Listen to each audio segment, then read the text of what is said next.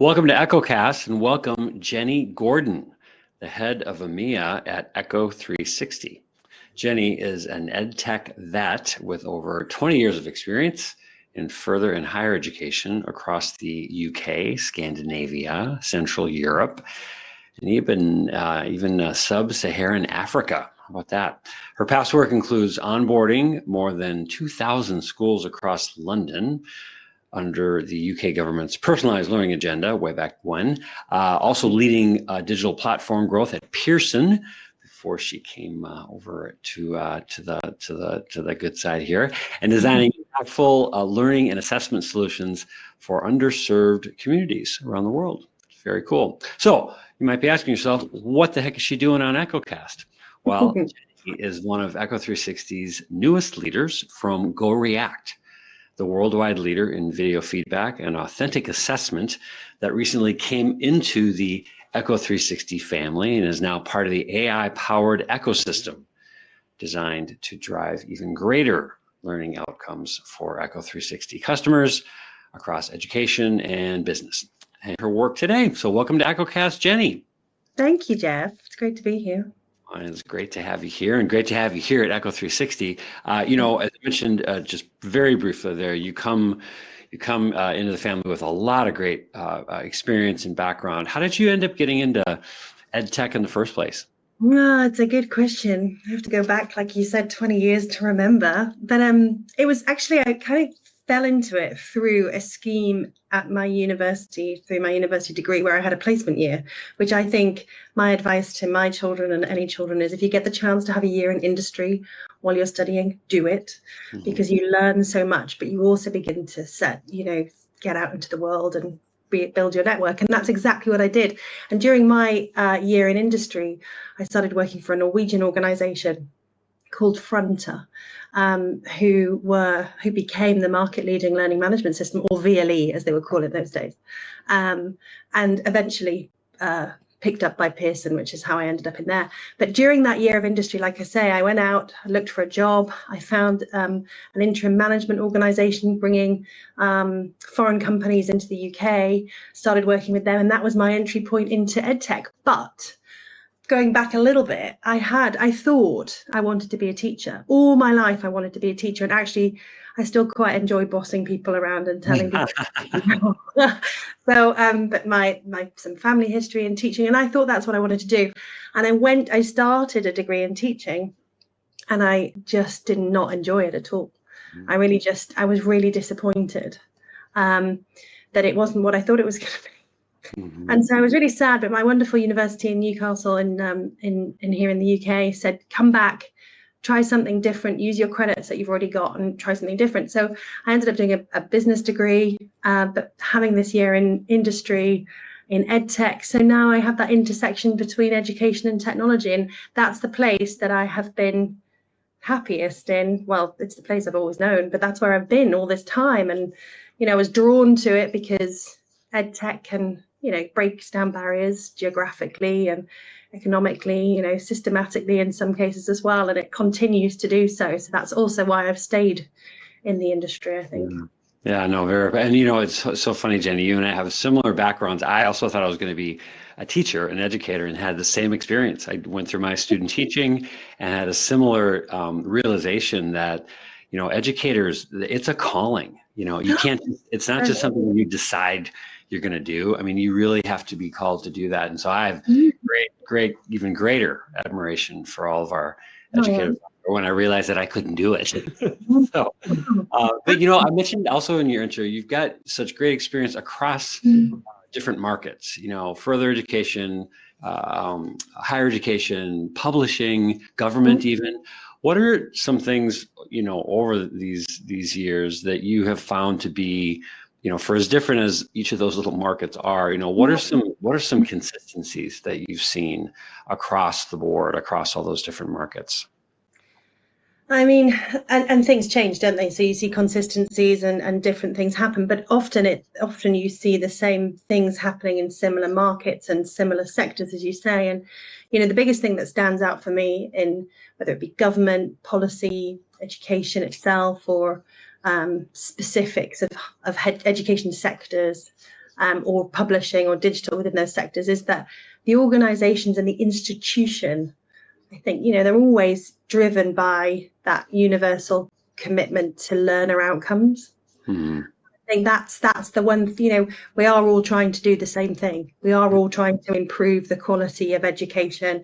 We're trying to improve the access to education. We're trying to give people better foundations and to improve their lives and to be, to become better and more learned. And I think that, whether it be government and looking at ways that, that's measurable, or, we're from a government perspective forcing that policy or change, or whether it's from an implementation perspective, like publishing houses or like Echo, for example, you want to be able to reflect that need to support learner outcomes in the things that you create or the things that you make. So I think those are the common things. And I think the acceptance that change, global change, is what we're all going through, again, institutionally or organizationally, and coming together to try and solve those common problems.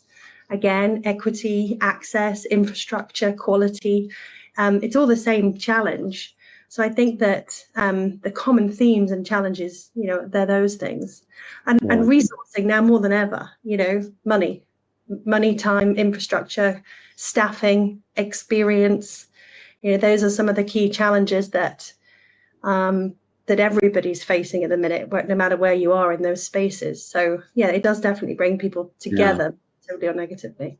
Yeah, well, and one of those very specific, I don't know if it's an outcome, but a specific maybe path to an outcome is feedback, and getting feedback and getting good feedback and getting real feedback. And that's really what GoReact, does so well through the, video technology and that real authentic assessment. Well, what drew you to GoReact even before coming to Echo 360 with the marriage there? What drew you specifically to what GoReact was doing in the market? So just as you say, like we're driven by feedback, but actually, in education, we're often not very good at giving it, and we're also not very good at taking it in the right way. Not just in education, I'd say that's kind of like a common thing, whether it be in corporate or just yourself, your personal kind of giving and receiving of feedback. But we're getting better at it. We're getting better at seeing what people do and give some instant feedback. We're getting better at using what we've done, watching it and improving what we're doing. And so when I first met GoReact and the team at GoReact and saw the product, I had the aha moment, like this bing moment that I think all people that we show GoReact to have. It's such a simple concept. Show me and I'll improve.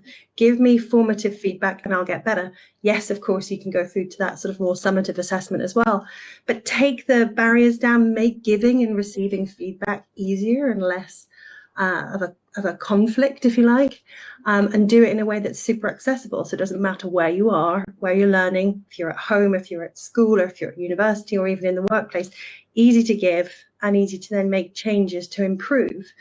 And so I was drawn in instantly by that, but also drawn in by a wonderful set of people and vision around how that sort of technology can serve all of those challenges that we mentioned just previously. Mm-hmm. Yeah, and it is so simple. When you think of it, okay, video's been around forever. Feedback has been around forever, whether we've wanted to, whether we want it or not. Feedback's not a new thing. So yeah, what in your estimation, what makes the kind of the GoReact formula so unique? Because it's dealing with some ingredients that are actually been around for a long time. Is it just the ease of use? Is it the engagement? I mean, what makes it so sort of captivating both for instructors to employ and then learners to actually engage with? It stands out. GoReact stands out to me all the time, and it does to everybody that we show, because it solves a very real human problem in education. Like I say, that need for feedback, but it does it in such a simple way and a scalable way. And that's why large organizations are interested. Also, GoReact doesn't need really expensive equipment to be super effective. And so Everybody has got a camera in their pocket. Everybody's got the ability to use it immediately. We're mostly online and off you go. So the scalability makes it very successful. Then I think it's probably one of the highest ROI stories I've ever worked with in EdTech, because it's saving educators time. It's also improving outcomes because pre-assessment, people are more ready or they're more confident. It's proving that an investment into this piece of tech is actually making a difference. Mm-hmm. And you don't always see that in EdTech. There's a lot of for the sake of it because we should, but using something that's rare to find a tool that kind of hits that scalability and impact to get that ROI. Plus, our educators and our instructors love using it, so it's sort of ticking all of those boxes. Yeah. Well, now it's part of the broader, even broader ecosystem of Echo 360. So, in your estimation, as you're now leading the charge, not just for GoReact, but for all of the Echo 360 solutions, video and engagement and exam. What do you see now, kind of GoReact as part of that kind of constellation of solutions? What more now can GoReact, can Echo 360 be doing for all of the schools, all of the companies, everything that you're kind of leading there for EMEA? What gets you excited about now? Kind of GoReact as part of that broader ecosystem?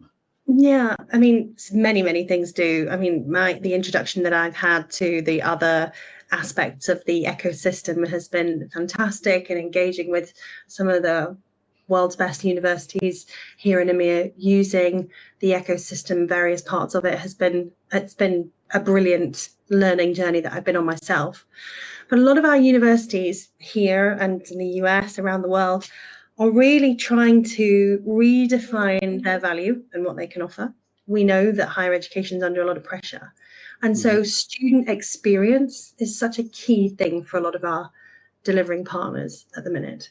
And by putting something like GoReact in amongst the learning, the system, and alongside the other tools, enhances the student experience, enhances the way they can engage with content, enhances the way they can interact with each other, enhances the way they can get that feedback, prepare themselves, be more confident.